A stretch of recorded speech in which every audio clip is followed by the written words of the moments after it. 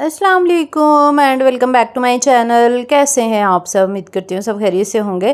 तो जनाब शुरू करते हैं आज का व्लॉग। तो यहाँ पे मैं जो है अपना ईद वाला जो ड्रेस था ना वो निकाल के लाई थी। मैंने कहा इसको ना स्टिच करवाने के लिए देती हूँ।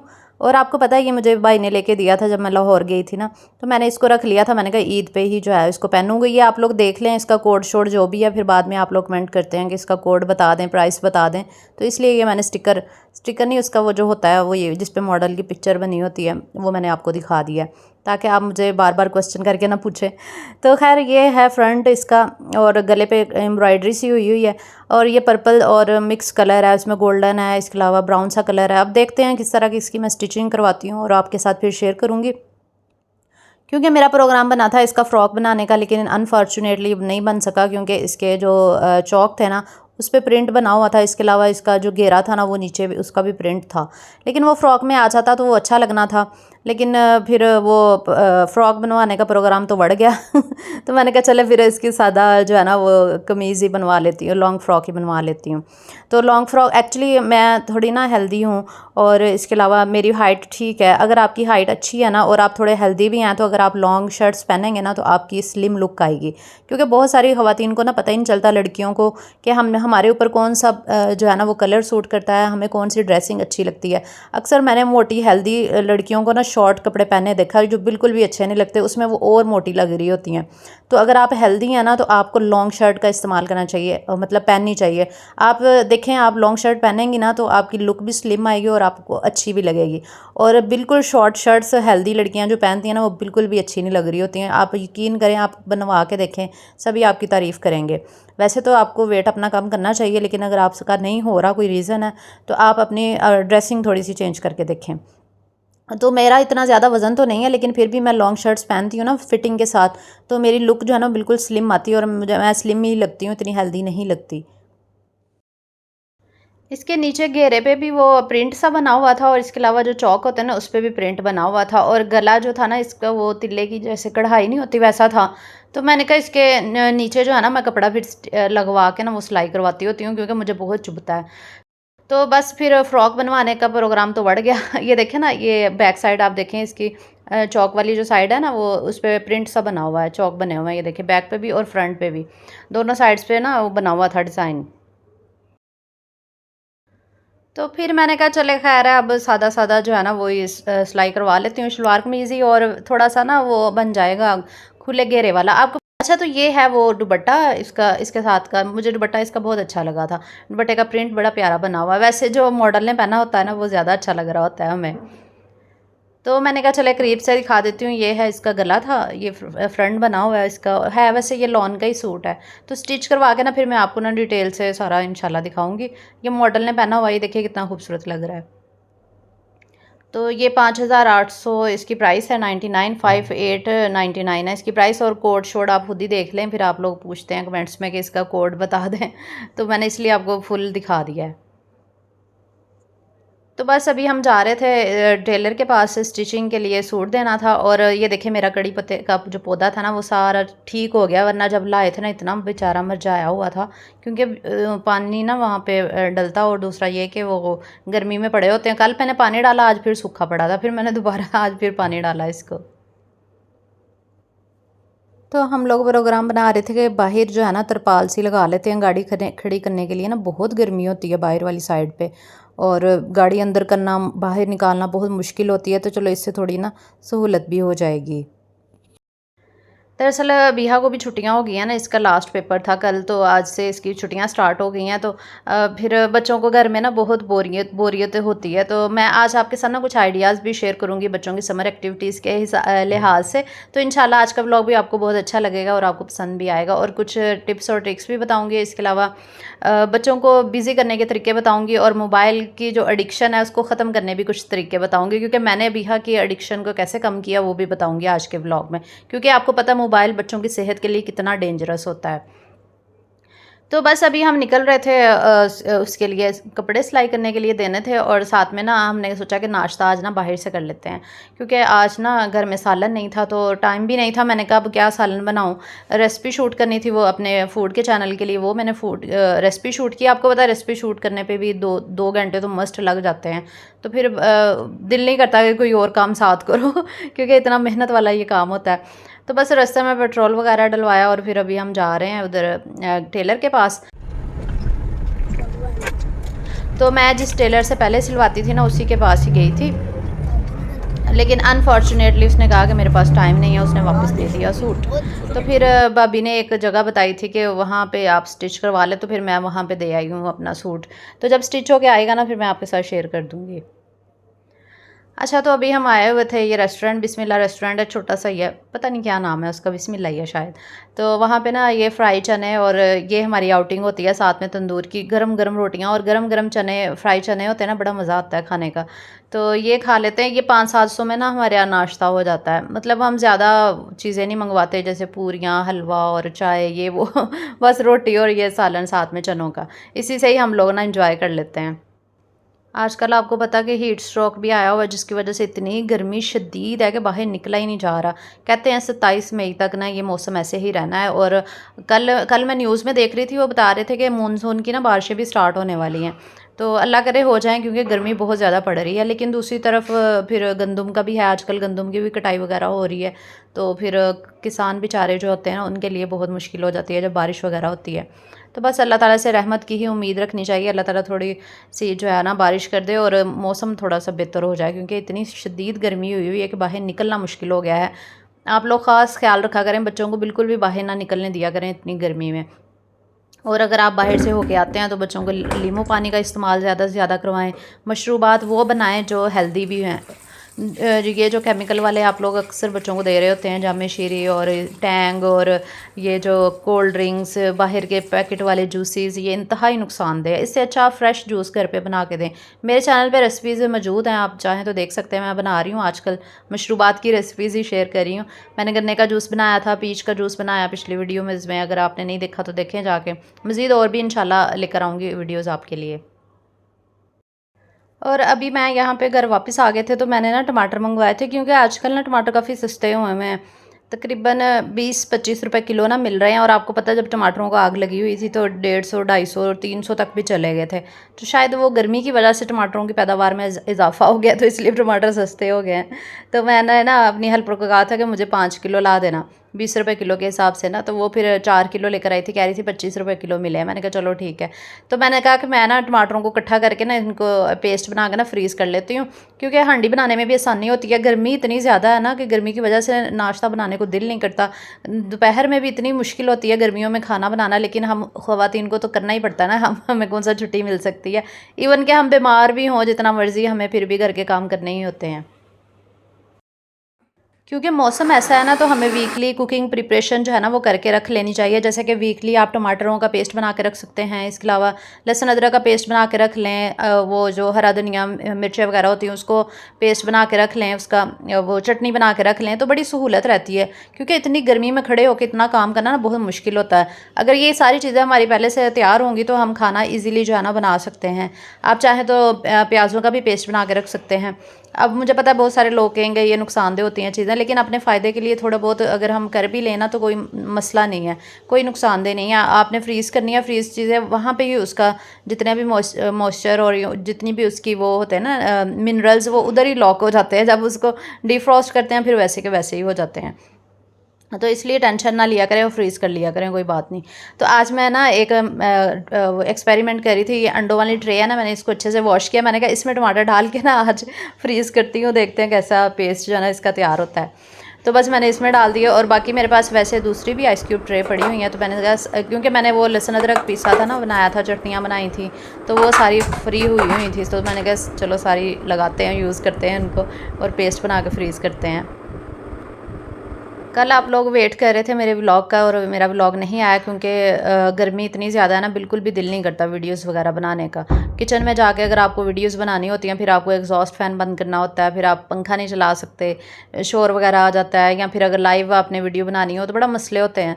ऊपर से गर्मी इतनी ज़्यादा है तो फिर कहाँ दिल करता है कि वीडियो बनाए। इसलिए अब मेरे कम कम ही व्लॉग आया करेंगे गर्मी की वजह से। जैसे ही मौसम ठीक हो जाएगा ना, फिर इंशाल्लाह रेगुलर जो है ना वो व्लॉगिंग किया करूँगी। अच्छा, तो मैं आप लोगों से बात कर रही थी बच्चों की मोबाइल एडिक्शन कैसे ख़त्म की जाए, क्योंकि बच्चों को छुट्टियां हो गई हैं। फिर बच्चे, माएँ जो होती हैं ना, वो अपनी जान छुड़ाने के लिए बच्चों को हाथ में मोबाइल दे के बैठा देती हैं कि लगे रहें, गेम्स खेलते रहें और कार्टून देखते रहें। कभी माएँ जो है ना वो अपने बच्चों पे नज़र ही नहीं रखती कि वो क्या देख रहे हैं, क्या कर रहे हैं। हालांकि नज़र रखनी चाहिए बच्चों के ऊपर कि वो क्या देख रहे हैं और क्या कर रहे हैं। और दूसरा ये है कि मोबाइल का इस्तेमाल कम से कम करवाया करें बच्चों को, सिर्फ 1 घंटा पूरे दिन में या 1 से 1.5 घंटा बस। मैं आपको बताती हूँ अपनी बात, अबीहा की वाली बात बताती हूँ कि अबीहा को ना मैंने मोबाइल लेके दिया था जब अबीहा 3 साल की थी। तब अबीहा बहुत कार्टून देखती होती, तब छोटी थी, उसको इतना पता भी नहीं था। तो मैंने तब यूट्यूब स्टार्ट किया था नया नया ना, जब अबीहा छोटी थी, 2.5-3 साल की थी जब मैंने यूट्यूब स्टार्ट किया। तो मैं अपनी वीडियोज़ बनाती थी, तो मैंने उसको बस आरे लगा दिया कि चलो मोबाइल लेके बैठी रहती थी और मैं अपना काम शाम कर लेती थी। लेकिन वो इंतहाई गलत फ़ैसला था जो मैंने उसके लिए किया था। बाद में मुझे बहुत रियलाइज़ हुआ था कि मैंने उसको क्यों मोबाइल लेके दिया। जब 1-2 साल के बाद फिर जब मुझे रियलाइज़ होना शुरू हो गया, लेकिन तब भी मैं इतना ज़्यादा नहीं देती थी, लेकिन ये कि ज़्यादा ही करती थी वो यूज़। तकरीबन 3-4 घंटे, 4-5 घंटे वो मोबाइल इस्तेमाल करती होती थी। लेकिन फिर हमने उससे मोबाइल ले लिया और अब 2-3 साल हो गए हमने उसको मोबाइल दिया ही नहीं है, क्योंकि हमने उसका मोबाइल डेड करके रखा हुआ है। उसका अभी भी है मोबाइल, लेकिन हम इस्तेमाल करने के लिए नहीं देते, क्योंकि बच्चे के लिए इंतहाई नुकसानदेह है। आप खुद एक नुकसानदेह चीज़ उसको दे रहे हैं। फिर मैं अबीहा के साथ अक्सर खेल लेती हूँ, अबीहा के बाबा उसके साथ खेलते हैं, हम लोग उसके साथ ना थोड़ा थोड़ा टाइम स्पेंड करते हैं। पेरेंट्स जो होते हैं ना वो अपने बच्चों के लिए ना टाइम स्पेंड ही नहीं करते, निकालते ही नहीं है। अपनी लाइफ में बिज़ी, माएँ अपनी लाइफ में बिज़ी, बाप अपनी लाइफ में बिज़ी, बच्चों के लिए कोई टाइम ही नहीं है। तो बच्चे बेचारे फिर क्या करें। तो इसलिए बच्चों के लिए ना टाइम हमेशा निकालना चाहिए। बच्चों के लिए कुछ ना कुछ एक्टिविटीज़ आपको करवानी चाहिए। चाहे बच्चों को आप बाहर घुमाने फिराने के लिए शाम के टाइम पार्क वगैरह में ले जाएं, उनके साथ खेलें, घर में खेलें, स्टोरीज़ उनको सुनाएं, उनको फिर कोई ना कोई टास्क दें। इस तरह ना थोड़ा बहुत टाइम स्पेंड करना चाहिए पेरेंट्स को बच्चों के साथ। हम लोग तो करते हैं बीहा के साथ। तो जिनके ज़्यादा बच्चे हैं उनको भी चाहिए टाइम स्पेंड करें। और मोबाइल और लैपटॉप अगर आप देते हैं बच्चों को इस्तेमाल के लिए, ये बुरी चीज़ नहीं है। मैं ये नहीं कहती कि बिल्कुल ना दें, लेकिन एक हद तक होना चाहिए, बहुत ज़्यादा नहीं कि सारा दिन ही बच्चे लेके बैठे रहें। बहुत सारे बच्चे मैंने देखे हैं जो सारा सारा दिन मोबाइल, लैपटॉप, टैब्स लेके बैठे रहते हैं, गेम्स खेलते रहते हैं, और माओं को पता ही नहीं होता कि वो कर क्या रहे हैं। और आजकल आपको पता है गेम्स में भी इतनी वल्गैरिटी आ गई हुई है, इसके अलावा कार्टून्स में इतनी वल्गैरिटी है कि आपको नज़र रखनी पड़ेगी। अगर आप नज़र नहीं रखेंगे तो आपके ही बच्चे ख़राब होंगे। तो मुझे पता है कि जब शुरू में आप बच्चों से मोबाइल लेंगे, ये चीज़ें हटाएँगे ना, तो बच्चे बहुत तंग करेंगे, रोना पिटना डालेंगे, आपको ज़लील करके रख देंगे। लेकिन वो ज़लालत सिर्फ़ थोड़े दिन की होगी, थोड़े दिन आप ज़लालत काट लें, कोई बात नहीं, बच्चा आपको बहुत तंग करेगा। लेकिन वो उसके आने वाले फ्यूचर के लिए अच्छा होगा। जब हमने अबीहा का मोबाइल छुड़वाया था ना, तब अबीहा ने हमें बहुत तंग किया था। इतना तंग करती थी, लेकिन हमने वो तंगी बर्दाश्त की, हमने कहा कोई बात नहीं। लेकिन आहिस्ता आहिस्ता उसने तंग करना छोड़ दिया। उसको पता है कि अब मेरी बात नहीं मानी जाएगी, अब मैं क्या करूँगी रोना पिटना डाल के, उसकी नहीं मानेंगी। तो बस वो टीवी देखती है अब अपने फ्री टाइम में। हमने टीवी लाउंज पे टीवी लगा के दिया है, उधर फ्री टाइम में टीवी देख लेती है। कुछ घंटे, 1-2 घंटे या देखना हो, क्योंकि टीवी देखते हुए मुसलसल वो टीवी नहीं देख रही होती, साथ में वो अपनी एक्टिविटीज़ कर रही होती, कभी ड्राइंग कर रही होती, कभी पेंटिंग कर रही होती, टीवी वैसे लगा होता है, बस वो मुसलसल नहीं देखती। और दूसरा, मोबाइल का अगर बहुत ज़्यादा कहे कि मैंने यूज़ करना, मैंने गेम खेलनी है, तो फिर अभी है कि बाबा थोड़ी देर के लिए दे देते हैं कभी कभी, या मैं उसको थोड़ी देर के लिए दे देती हूँ गेम वगैरह खेलने के लिए। और हमें पता होता है कि वो कौन सी गेम खेल रही है और क्या देख रही है, इसलिए बच्चों पर ज़रूर नज़र रखें।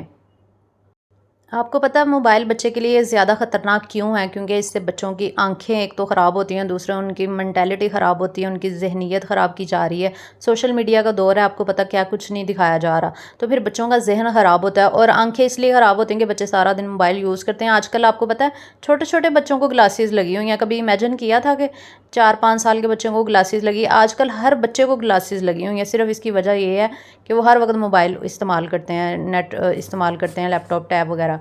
वरना हमारे दौर में तो ऐसा कभी नहीं था कि मैंने कभी इतनी बच्चा देखा था जिसको 3-4 साल की एज में ही ग्लासेस लगी हों।